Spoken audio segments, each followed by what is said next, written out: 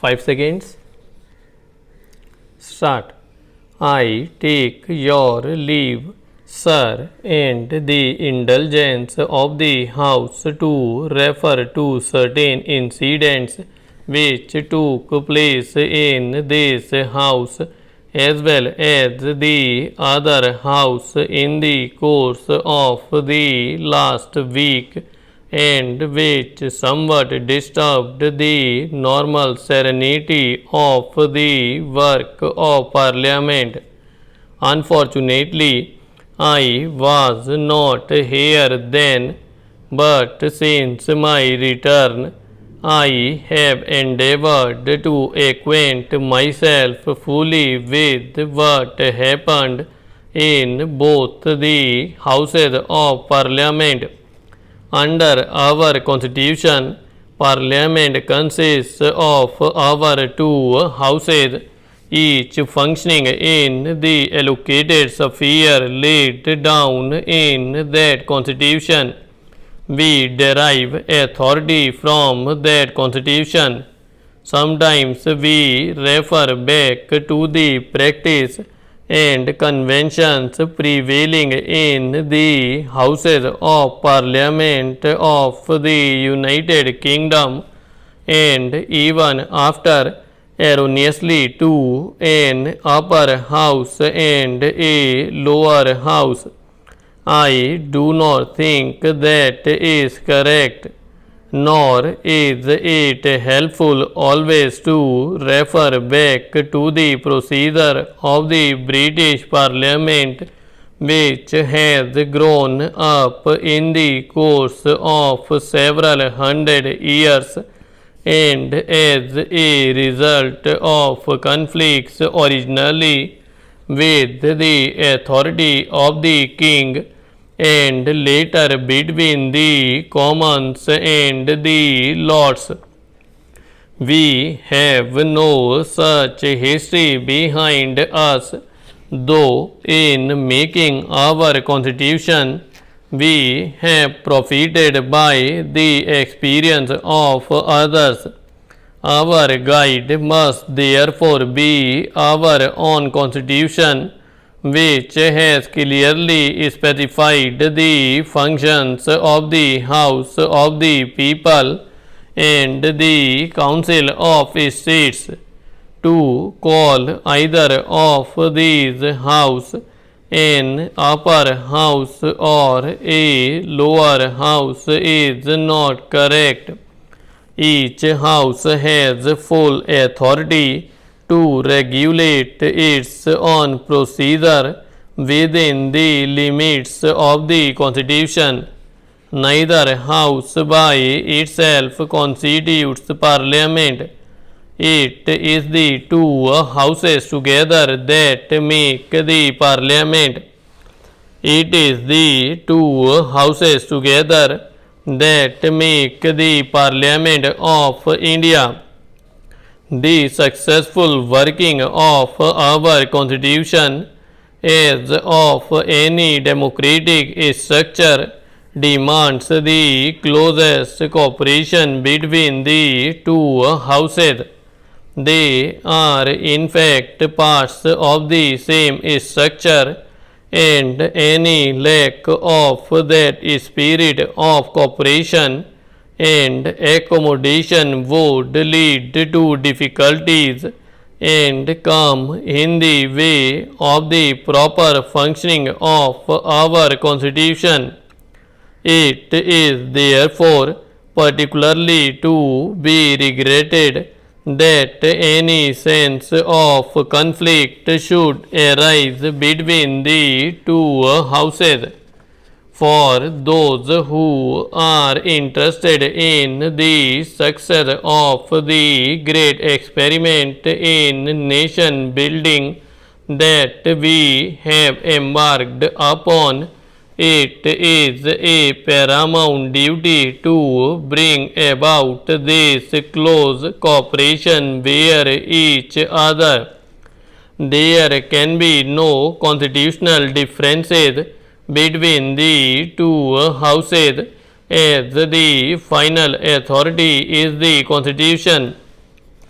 The Constitution treats the two houses equally except in certain financial matters which are to be the sole purview of the House of the People.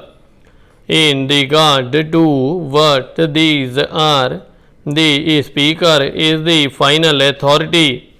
This position is perfectly clear and cannot be and has not been challenged at any stage.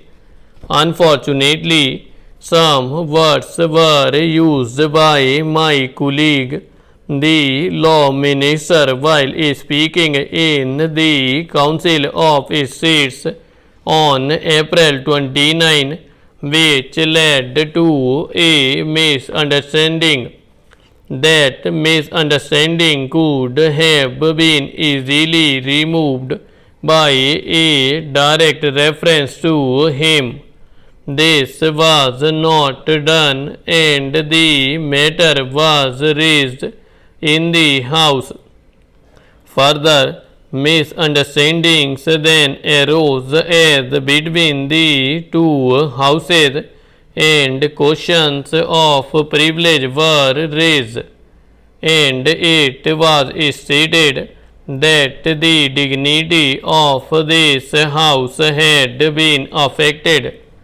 All of us are zealous of maintaining the dignity and authority of this house and of the Speaker who represents this house.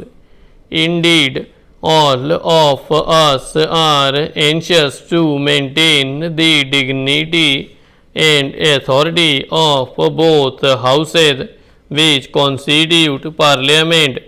My colleague, the law minister, is as anxious as any of us to maintain that dignity and authority, and it has been a matter of the greatest regret to him that any words of his should have led people to believe otherwise, and further led to certain occurrences in both houses which disturbed for a while the cooperative and friendly atmosphere which must of necessity prevail in both houses of Parliament. Owing to some of these occurrences, he has placed in an embarrassing position where to carry out the directions of one house might appear as if he had ignored the directions of the other. In this dilemma, he might have produced an impression of not having shown the usual consideration which is the duty of every member, but that was far from his intention, and he regretted it and trusts that the House will accept his apology for any mistake which he might have inadvertently committed. So far as the facts are concerned, they are clear, although unfortunately my colleague, the law minister, was not aware of all of them at the time the first reference was made to this matter in the Council of States. It is clear and beyond possibility of dispute that the Speaker's authority is final in declaring that a bill is a money bill when the Speaker gives his certificate to this effect. This cannot be challenged. The Speaker has no obligation to consult anyone in coming to a decision or in giving his certificate, but he has himself decided to ask for the opinion of the law ministry here.